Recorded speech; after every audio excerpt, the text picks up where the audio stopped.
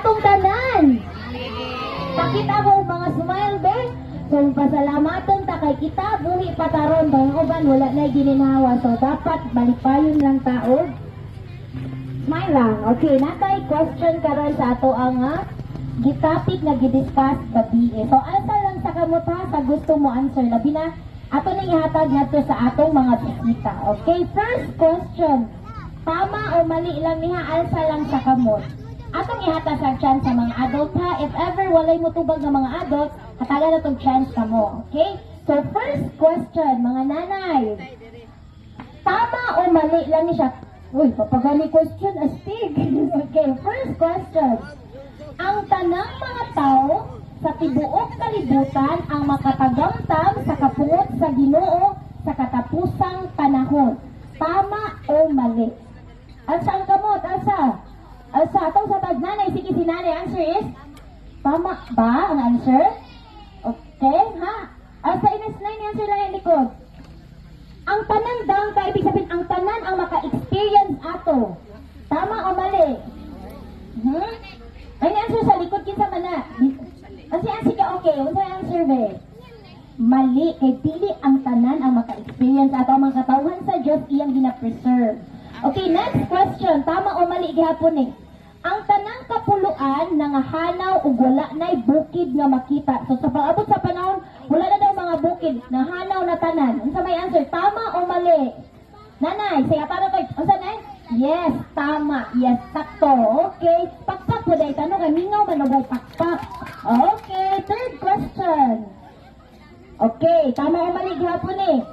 Ang tanang mga tawo naghiloso sa dihan sila nakatagamtam sa kasakitan o katalagman nga ilang naangko na pa ba mga bisita din eh? Ako makitaan mga bisita. Okay, taga na to din eh. Ang tanan daw, sige dire, wa may laing mga mutubag. Ang tanan daw ang mga tao naghinulso sila sa dihang na-experience na nila ni nga kuan. Si taga na to si Queenie ba?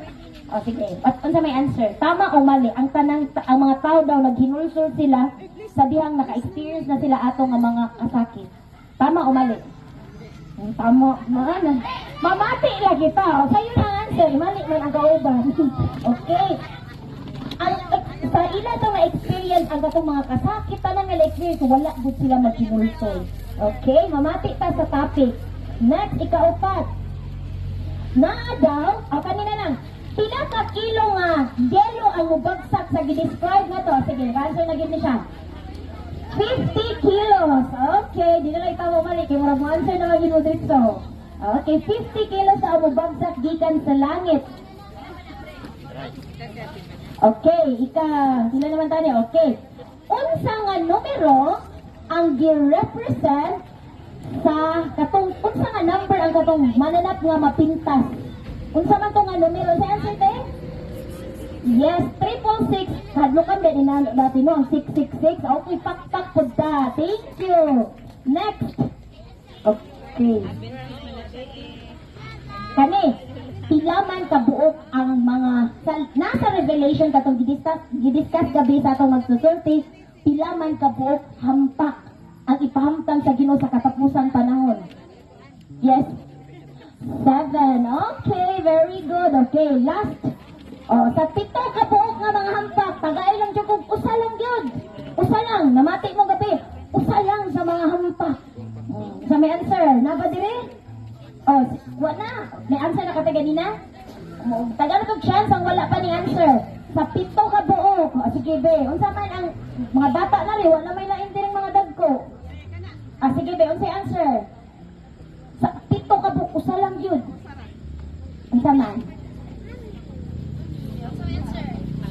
Ano naman? Daghan to 7 yun, out of 7, 1 lang. Wala? O kamo? Sige, di, muhatag sila. Sige, Christian, isa may answer. What I mean, tagay kung usa sa mga hampak. Okay, ano yung answer? Sige, yes, ang mga katubigan or kadagatan, mahimo nga dugo. So, dagang salamat sa inyong pag-participate o hinaot. Mamati ta sa ako na pod nga topiko nga ihatag sa ato ang magsusultiron. So atong ihatag ang time sa ato ang special song, ang Rivera Sisters.